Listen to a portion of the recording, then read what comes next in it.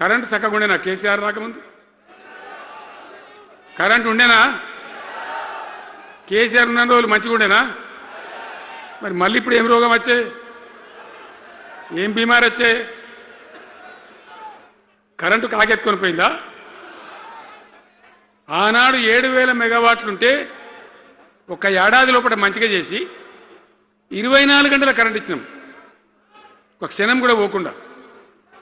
ఎప్పుడైనా రిపేర్ అవుతుంది తప్ప, టెక్నికల్ ప్రాబ్లం అవుతుంది తప్ప పోకపోతుండే. అంత మంచి పవర్ సప్లై చేసినాం.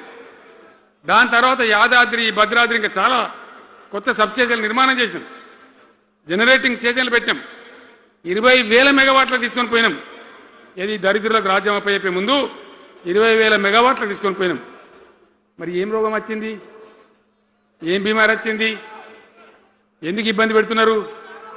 అనేక చోట్ల రైతుల పొలాలు ఎండుతున్నాయి, పేపర్లలో ఫోటోలు వస్తున్నాయి, టీవీలలో వస్తున్నాయి, జనం ఏడుస్తున్నారు.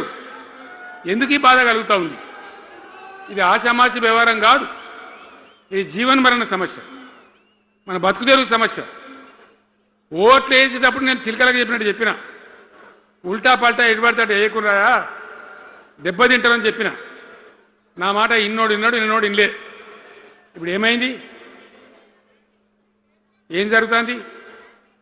ఆ రోజు నేను చెప్పిన, వీళ్ళు కనుక గెలిస్తే ఈ దుర్మార్గులు, వీళ్ళ గుండె లోపల తడి లేదు, వీళ్ళు రైతు బంధుకు రామ్ రామ్,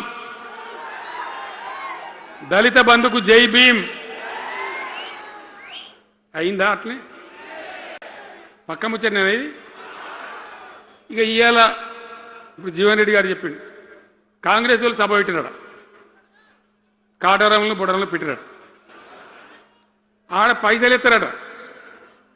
ఇది ఒక్క తేపకేసే రైతు బంధు నెలకొకిస్తా, ఎకరానికా అంటే 2 నెలలకు ఒక ఎకరానికి అంతేనా? 6,000 వేసినాం, మా అంతా సిపాయిలని బొచ్చ కొట్టుకుంటాను. ఆనాడు ఎట్లా పడేది రైతు బంధు? 10 రోజుల గ్యాప్లో మొత్తం రైతులకు వచ్చేసింది. టంగ్ మన సెల్ ఫోన్ మోగుతుండే, మంచిగా టింగున పోయి బ్యాంకుకి వెళ్ళి తెచ్చుకుంటుండే. ఎక్కడ పోయి మరి?